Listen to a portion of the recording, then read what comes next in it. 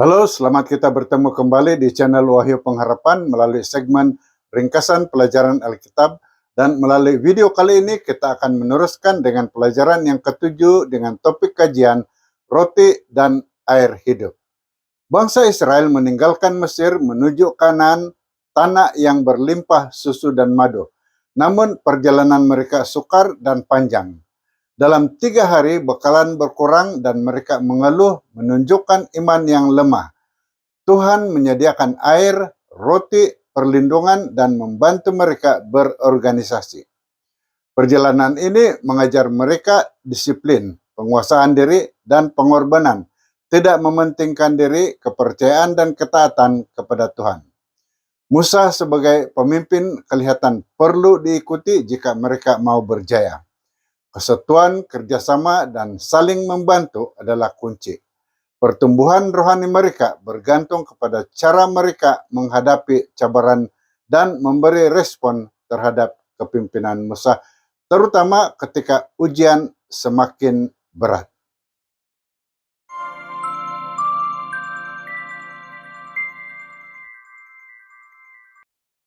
Mari kita mulakan dengan membaca ayat hafalan yang dipetik dari Keluaran 16 ayat 28 hingga 30. Katanya, "Lalu berfirmanlah Tuhan dengan perantaraan Musa, berapa lama lagikah kamu enggan mentaati perintahku dan hukumku? Ingatlah, Tuhan telah mengurniakan hari Sabat kepadamu, dan oleh sebab itu pada hari ke-6 dia memberimu roti untuk 2 hari. Pada hari ke-7 masing-masing harus tinggal di tempatnya.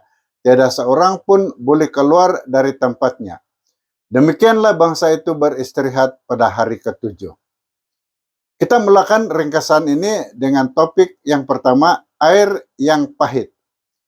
Dalam Keluaran 15 ayat 7 kita baca, "Kemudian sampailah mereka di Marah, tetapi air di Marah tidak dapat diminum mereka karena rasanya pahit. Itulah sebab tempat itu dinamai Marah." Selepas menyeberangi Laut Merah, bangsa Israel seolah-olah yakin bahwa kehadiran Tuhan bermakna tiada yang buruk akan menimpa mereka. Namun hanya 3 hari perjalanan di padang gurun sudah menguji iman mereka apabila air yang ditemui di Marah ternyata pahit. Walaupun Tuhan mampu menyucikannya sebelum mereka tiba, Dia menunggu saat yang tepat dan memerintahkan Musa melemparkan sebatang kayu, satu tindakan simbolik yang menunjukkan kerjasama manusia diperlukan dalam melaksanakan kehendak ilahi. Ujian ini membawa pelajaran penting, kesabaran menantikan waktu Tuhan, dan pengakuan bahwa hanya Dia yang sanggup memenuhi keperluan kita. Malangnya umat itu cepat melupakan mukjizat besar yang baru saja mereka pujikan, lalu kembali bersungut-sungut. Meskipun begitu, Tuhan tetap berbelas kasihan dan berjanji melindungi mereka daripada penyakit Mesir, asalkan mereka taat dan setia kepadanya. Perjalanan ini menjadi latihan rohani untuk membentuk disiplin, kesetiaan, dan kepercayaan sepenuhnya kepada Tuhan. Topik seterusnya ialah burung puyuh dan mana. Ayat yang kita baca bagi topik ini ialah Keluaran 16 ayat 15, katanya, "Ketika orang Israel melihatnya, berkatalah mereka sesama sendiri, apakah ini karena mereka tidak tahu apa benda itu? Kata Musa kepada mereka, inilah roti yang dikurniakan Tuhan kepadamu sebagai makanan." Bangsa Israel bersungut-sungut karena ingin makan daging, tetapi keluhan itu sebenarnya ditujukan kepada Tuhan. Mereka lupa kebaikan masa lalu, hanya melihat kesukaran semasa dan kehilangan pandangan terhadap janji di masa hadapan. Tuhan memenuhi keperluan mereka dengan burung puyuh dan mana selama 40 tahun disertai 4 mukjizat mingguan untuk mengajar mereka memelihara hari Sabat, yaitu mana turun 5 hari, berganda pada hari ke-6, tidak rosak hari Jumat ke Sabat, dan tiada pada hari Sabat. Kisah ini menegaskan bahwa Tuhan adalah pencipta dan penyedia serta mengingatkan manusia bahwa hidup bukan sekadar bergantung pada makanan tetapi pada firman Tuhan. Namun seperti di Eden, pencobaan sering berkaitan dengan makanan dan keinginan ini mudah disalahgunakan apabila manusia gagal mengingati Tuhan sebagai sumber segala berkat.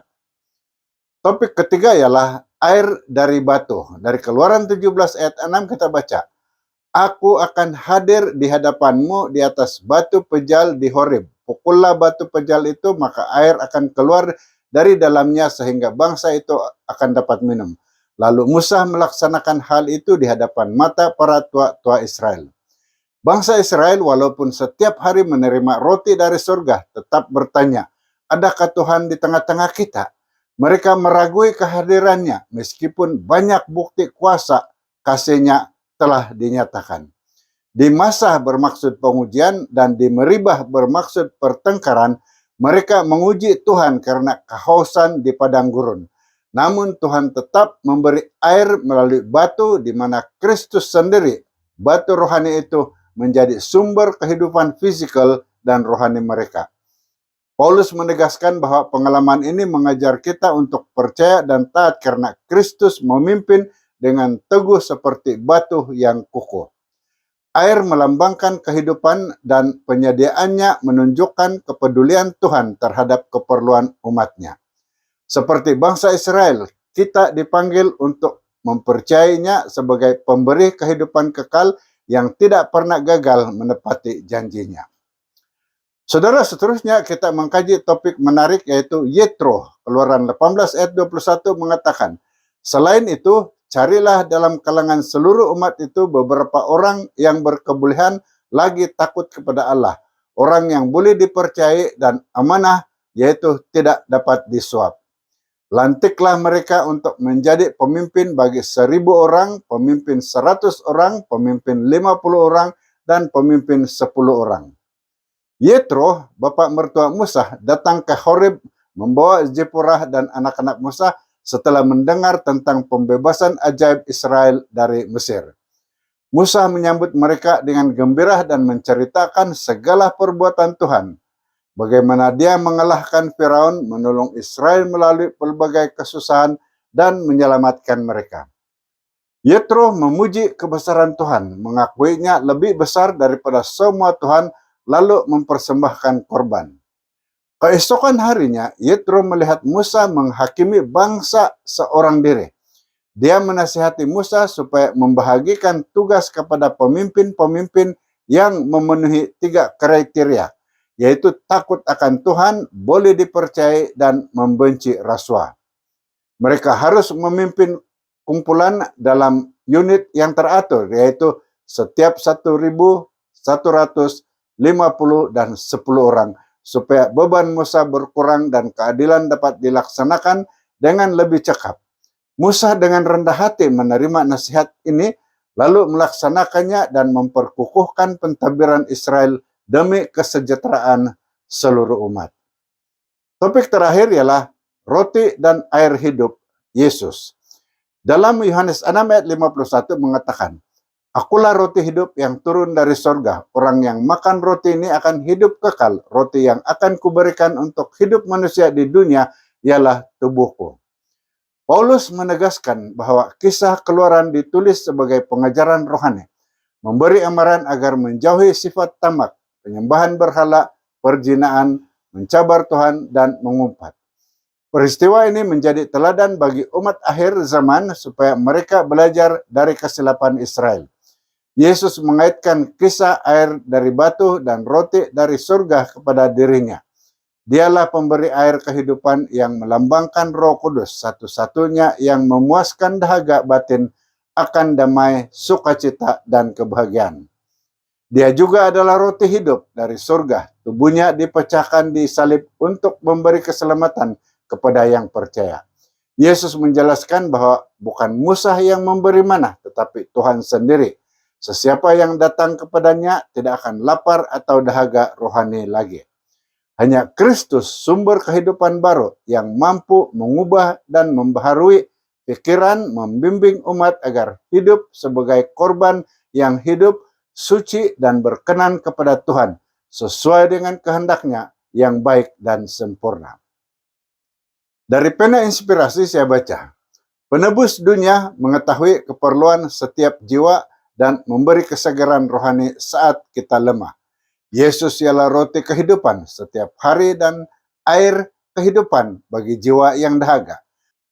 Sumber dunia akan kering, tetapi dalam Kristus ada mata air hidup yang tidak habis-habis, penuh kelimpahan kebenaran. Saudara, berikut adalah 3 poin penting dari kajian ini sebagai kesimpulan. Yang pertama, Tuhan adalah sumber segala keperluan. Sama seperti Dia memberi air, roti, dan perlindungan kepada Israel di padang gurun, Tuhan juga memenuhi keperluan rohani dan jasmani kita hari ini. Kedua, iman dan ketaatan membawa berkat. Ketidakpercayaan dan keluhan membawa kesusahan, tetapi iman dan ketaatan kepada hukum Tuhan mendatangkan perlindungan dan berkat. Dan ketiga, Kristus adalah roti dan air kehidupan. Hanya Yesus yang dapat memuaskan kelaparan dan dahaga rohani kita, memberi kehidupan kekal kepada semua yang menerimanya. Sekian ringkasan pelajaran untuk kajian minggu ini. Saya harap Anda telah mendapati maklumat yang dikongsikan melalui video ini sangat berinformatif dan membantu. Dan pastikan Anda tekan like dan share video ini serta subscribe pada channel ini dan tekan lonceng notification agar Anda tidak terlepas menonton video yang akan dimuatkan nanti serta membantu dalam meneruskan channel ini. Dan jika Anda ada pertanyaan atau pandangan yang ingin dikongsikan, sila luangkan masa untuk meninggalkan komen di bagian komen di bawah ini atau hantarkan nomor yang tertera dan maklumkan kami dari mana Anda menonton video ini. Dan sila terus menonton pada video yang dicadangkan. Terima kasih karena menonton dan jumpa lagi di video akan datang. Tuhan memberkati Anda.